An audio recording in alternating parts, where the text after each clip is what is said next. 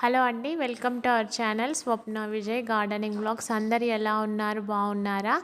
ఇక్కడ నేను ఈ వీడియోలో మా గార్డెన్లో ఉన్న గులాబీ మొక్కలను చూపిస్తూ నేను ఏం కేర్ తీసుకుంటాను, ఏం టిప్స్ ఫాలో అవుతాను, ఇంత హెల్తీగా మొక్కలు ఉండడానికి, ఇంత బాగా ఫ్లవర్స్ పూయడానికి ఏం ఫాలో అవుతాను అనేది నాకు తెలిసిన ఇన్ఫర్మేషన్ అయితే నేను మీతో ఈ వీడియోలో షేర్ చేస్తానండి. యాక్చువల్గా నేను పెట్టిన ఇక్కడ మీకు వీడియోలో చూపిస్తున్న ఈ మొక్కలన్నీ కూడా నేను నేలలో పెట్టినవే. పాట్లలో పెట్టిన మొక్కలు చూపించినప్పుడు నేను మెన్షన్ చేస్తాను ఇది పాట్లో పెట్టిందని. నేలలో పెట్టిన మొక్కలు కాబట్టి సహజంగానే అవి కొంచెం హెల్తీగానే ఉంటాయి.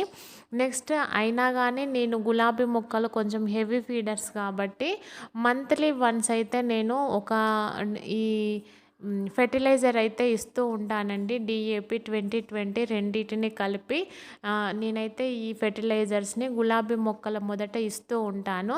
ప్లస్ ఇంకొక టిప్ వచ్చేసి ఇక్కడ చూపిస్తున్నాను కదండి, అంత పెద్దగా కట్ చేసుకుంటాను కింది వరకు. నాకు అదే ప్రూనింగ్ లాగా అయిపోతుంది.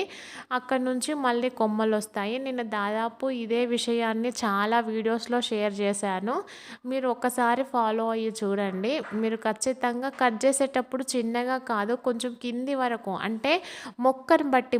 చిన్న మొక్క అయినప్పుడు మీరు బాగా కట్ చేసినారనుకోండి, అది మళ్ళీ తొందరగా పెరగదు. కొంచెం మొక్క పెద్దగా అయ్యే వరకు చూసి, మొక్క పెద్దగా అయినాక ఎప్పుడైతే ఫ్లవర్స్ పూస్తాయో అప్పుడు కట్ చేసేటప్పుడు కొమ్మ కింది వరకు కట్ చేయండి. అప్పుడు మొక్క అనేది బుషీగా వస్తుంది. సైడ్ నుంచి కొమ్మలు వచ్చేసి మనకు మంచిగా ఒక కొమ్మని కట్ చేస్తే అక్కడ 2-3 ఇగుర్లు వస్తాయి, 2 సైడు కొమ్మలు వస్తాయండి.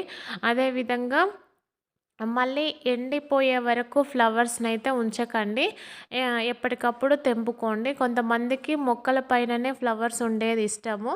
అది ఒక 2-3 డేస్ అలా ఉండనిచ్చి తర్వాతనైతే ఖచ్చితంగా మీరు ఫ్లవర్స్ని తెంపుకోవాలి. ఫ్లవర్స్ మొక్కల పైనే ఉంటే మాత్రము మొక్క అనేది పెరగదు.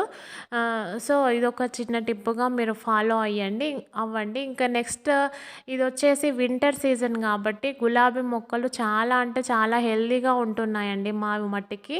ఇంకా అసలు ఎట్లాంటి ఆకు పైన మచ్చలు కానీ ఏమీ లేవు. చాలా అంటే చాలా ఫ్రెష్గా ఉన్నాయి గులాబీ మొక్కలన్నీ.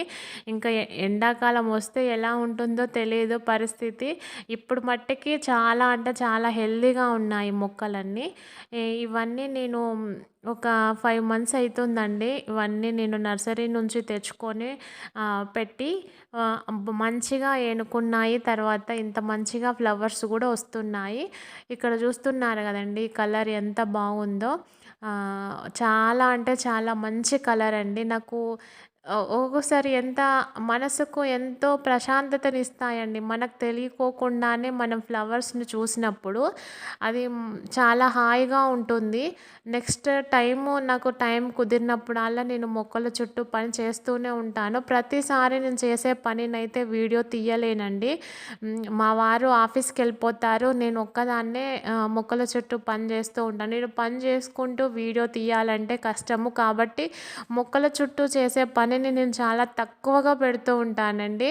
ఈ మొక్కలు ఫ్లవర్స్ పూసినవి, ఫ్లవర్స్ హార్వెస్ట్ మట్టికి ఈజీగా నేను వీడియో తీసుకుంటూ మీకు చూపించగలను. కాబట్టి నేను ఫైనల్ రిజల్ట్ని అయితే చూపిస్తూ ఉంటాను ఎక్కువగా. ఇది మా గార్డెన్లో ఉన్న గులాబీలండి. ఒక 10 రకాల వరకు అయితే ఉన్నాయి. 10 రకాల గులాబీలు ఉన్నాయి. అందులో నేను ఏవైతే పూసినాయో వాటిని మాత్రమే చూపిస్తున్నాను. ఇంకా పూయని గులాబీ మొక్కలు కూడా 2-3 ఉన్నాయి. అవి కూడా మళ్ళీ పూసినప్పుడు మీకు నేను మళ్ళీ వీడియోలో షేర్ చేస్తాను. మీకు గులాబీ మొక్కల గురించి ఎలాంటి డౌట్స్ ఉన్నా నన్ను కామెంట్ సెక్షన్లో కామెంట్ చేయండి. నాకు తెలిస్తే తప్పకుండా నేను రిప్లై అయితే ఇస్తాను. గులాబీ మొక్కలనే కాదు, మీకు వేరే వేటి గురించి అయినా వీడియో కావాలి అంటే నాకు కింద కామెంట్ సెక్షన్లో మెన్షన్ చేయండి. వాటి గురించి నేను ఖచ్చితంగా వీడియో అయితే తీయడానికి ట్రై చేస్తానండి. ఇవి మా గార్డెన్లో ఉన్న గులాబీలు. ఇదండి వాటి వీడియో. మీకు ఎలా అనిపించింది? ఈ వీడియో నచ్చిందా?